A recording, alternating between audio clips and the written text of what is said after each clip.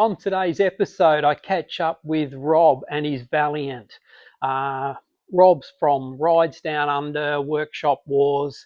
He talks about his car. You can see all the build on Rides Down Under, Workshop Wars on 7 Plus. Awesome show. Check it out if you haven't already checked it out.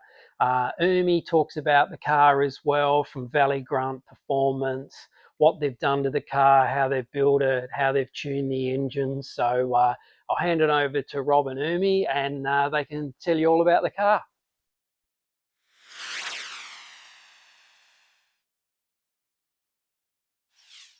So I'm here with Rob and his Valiant. How are you, Rob? I'm great, thanks, Scotty. Tell me about your car, mate. How long have you had it, and what's going on with it? So we've had this car for about 5 years. It's been built on our TV show, Rides Down Under Workshop Wars on 7 Mate. Yep. It's gone through quite a few iterations of adding stuff. So things take a long time when you mess with the builders, Shane and Ermi from Valley Grunt. Yep. So we constantly did little things, but we were lucky to have a lot of support. Yep. So it's a 410 stroker. Okay. It's fuel injected, so Holy Sniper, 4-link rear. The front suspension's all renewed from Hemi Performance parts. They really supported us too. But it's a really good cruiser. It was made a bit more power than we originally thought because we had the heads done and everything, and a nice crow cam, plugging all the sponsors because they all helped us. No But it's a great car. It just made under 600 horse, Okay. and we're out cruising finally after many years, and everyone would know. You'd feel my pain. Everyone's out there building cars, and they rarely take a year. They usually take multiple years and sometimes decades. But we love our cars, we love our Valiants, but we're really into everything. I mean, gone are the days of the fighting between Holden and Ford and Valiant and all that sort of stuff. But it's such a great thing to be out here on a beautiful day. We're in Ballarat, we're cruising with like-minded people, similar cars, and we love sharing that history between us all. Yeah, definitely. So what sort of base did you start with the car? Because you said you built this on Rides Down Under. Yeah, correct. So it belonged. We bought it off Shane and Ermi. It belonged to Shane and Ermi. Yep. It didn't have a motor, but Shane has lots of motors. But anyway, we managed to pry one out of him, which was pretty hard.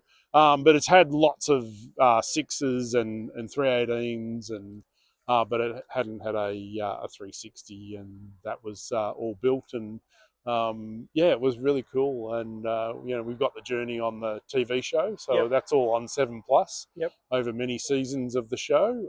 The roof had a sunroof, but Okay. Shane cut the roof off. Okay. And put a donor roof on, so we got rid of that. And it's a VIP look. It's not original VIP, but it's a built up of VIP parts. Lots and lots of new old stock. Really lucky to have this car. Built by awesome guys. They're just so good. Yeah. We're starting filming our season 10 of our show, Rides Down Under, Okay. Workshop Wars on Yep. 7 Mate. So we've got lots of cool builds coming, and it's great to catch up with you out here. And Thanks, mate. I'll put the link below with Rides Down Under, but most people know the show and have watched it anyway. So such a great show, mate. Oh, thank you. And we're all car guys, and we love to support each other and loving what you do too, mate. Thank you. All right, cheers. Thanks, Rob. Beauty. So I'm here with Ermi, and she built. You guys built most of the car, didn't you?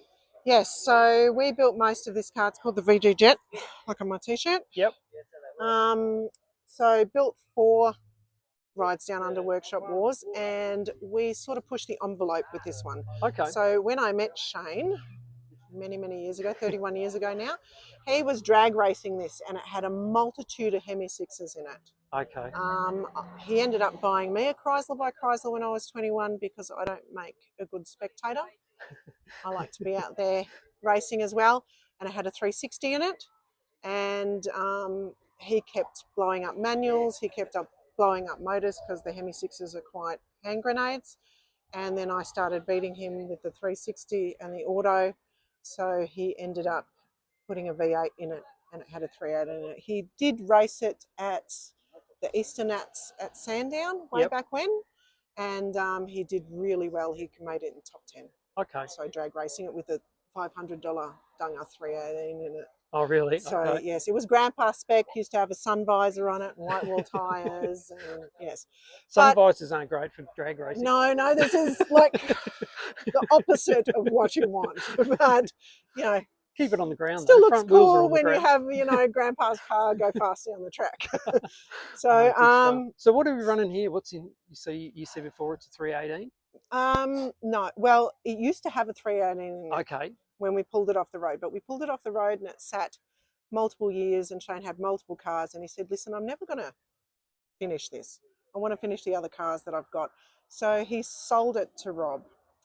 And then Rob said, well, Shane, let's build something out there. Let's push the envelope. And that's what we like to do. No two cars we build are the same. So we went, okay, 410 stroker it is. So we've stroked out a 360 to 410 cubes, put an aluminium package on the top. The heads have been ported some more. We've got electric water pump on the front to control the temperature a bit better and the water flow. PWR radiator so it keeps it nice and cool. High output alternator to keep the amperage up because we're running a lot of electrics on this. Okay. When we first started to build this, we were not going to run this many electrics. Okay. Or else I would have run a completely different wiring loom, but I've had to add and customize and make things work. Okay. So we've got the Holly Sniper. Yep. Running with the Hyperspark as well. That means that I can tune it and control his injection and his spark. So for example, at the moment it's got a very conservative street tune in it. I've actually got it detuned for the street because the client's racing it. Yeah, okay. And then when Shane was racing it on the track, because he had it down at Sandown Revival earlier this year and at Chrysler's on the Murray, I have a race tune and I'm giving him approximately an extra 30 to 40% injector at the top end. Okay. So, but Rob doesn't need that on the street. So it's very conservative. Okay. But it's a case of plugging in the laptop and we change it. Yeah. So we've got the Optima battery to help support all of that. We also have hidden in the inner guards, we have a computer which is controlling the transmission. This motor makes a lot of torque and torque kills driveline. Okay. So with this car, we're running a customized RE4 transmission out of a Nissan Patrol. Yep. In order to get it to fit when it was stripped down before paint, we had to increase the tunnel size. Okay. And manufacture the strengthenings and all of that, and manufacture the trans mounts. Yep. It is now controlled by the computer. I think I'm running about 30 psi at the moment through the shift, so it's got a fairly strong shift. Yep. But that is just to make sure that this transmission survives. Okay. But it has the bonus of overdrive as well. Oh, so when Rob's out on the highway, yep, he can just put it into overdrive, and it's got a lockout converter, so if we're racing we can lock things out. So we've got a chrome moly tail shaft running down the end, and we've got an independent rear with 9-inch. Okay. So they used to have leaf springs, the billy cart springs, but way back when Shane was drag racing, we used to put bets on which lane he would take off and end up in, because he would always lose the butt, especially with the manual. We've mini tubbed the rear. Okay. So these tyres, this size tyre does not usually fit. Okay. And haven't moved the rails. The rails are still in their original position, but we've massaged in some big rubber. Still has trouble with traction. So even after all of the work that we've done, the torque that's coming out of this motor in race mode, she will still fry those tyres. Okay. Okay. So before paint, we did rust in your typical areas, lower quarters, but it had a sunroof. So we actually chopped the whole roof off and replaced it with another donor roof, and we've given it that VIP padded look because it also has new old stock VIP front and all of that sort of jazz. Custom interior to tie it all in together. Yep. And also electric power steering. Oh, okay. So where do they mainly rust in these cars? Right. So if you have a vinyl roof, yep, and you look definitely. here, yep, along the lines underneath, and you cannot put filler under a vinyl roof. Definitely Because not. filler holds moisture. Yep. And it'll just sweat and make the rust come out much, much faster. So we tend to treat the roof, then paint it, and then put in an enamel. Yep. And then put the vinyl on top so that that never happens. They rust where you have the lead joints. Okay. Okay, typical spots. Yep. Rust in the plenum. Okay, yeah. And so it's a good idea to just, if you're looking at a car, yep. feel the inspection plate, and if it feels crunchy, okay, if there's a bit of movement there, yeah, you'll feel the crunch of the rust. And you look in here. So quite often the plenum's rust. This car did not have a rusty floor because usually they'll rust on the passenger floor because the heater will leak. Oh yeah, that does. And that's where the heater core sits. So, and then it gets stuck in the insulation. That floor will rust. Yeah. Sills, not so much, but in these cars, lower quarters inside and outside. Yep. Yep. Here, big rust areas as well. Okay. So this one's had all of this replaced, lower inners and outers, dog leg as well. Anywhere where the leaves can fall in and get stuck. Yeah, definitely, yeah. So, but that was about it. It was really just, the roof was the big major job. Okay. So especially welding such a big section of steel, you need to be careful with your heat. Yeah. So you don't warp the entire roof. And again, we can't put filler under the vinyl roof. Yeah. So therefore it has to be perfect. Yeah. So yes, but other than that, it's good to see her back on the road. I'm actually happy he hasn't been arrested in Ballarat, because when I met Shane, he was told by the Ballarat police that if they ever saw this car back up here, they'd arrest him on sight. So must be new police officers. yeah, new generation coming through left in. Yeah. So yeah, it's good to see it back on the road. This car, a lot of people, especially in Dandenong, remember. Okay. So, but if Shane had have known what he did know when he was younger, this is how he would have built it. Okay. So, yeah. Also, the exhaust system, knew I forgot something, is twin mandrel bent stainless steel system with an X pipe. Okay. All the way to the end and over the independent rear. Okay.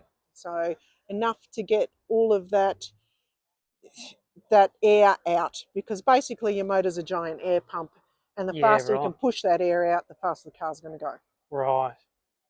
And you said you've mini tubbed it, so there's quite big wheels on there. Yeah, very big. Yeah. Very big. But again, still having traction problems. Even though these are DOT rated slicks, we still have issues with traction. Okay. Mind you, the twin lines that come off these big black rubber is awesome. I love it. You'd think, I mean, these cars are quite heavy anyway. You think you'd get quite a lot of traction, but obviously not. You'd be surprised. This car only weighs about 1,300 kilos. Okay, I thought it weighed heavier. They're not heavy. Oh, okay. And that's, even my Chrysler by Chrysler, I think, is only 1,400 or 1,500 kilos. Okay. That's a full electric car. Right. So they're quite light. Yeah. So Alan's Galant, for example, the little 1974 Galant, weighs 800 kilos. Okay. So the less weight you're pulling around, the faster it goes. I keep saying to Shane, let me drag race. I weigh quite a bit less than you. I'll be faster.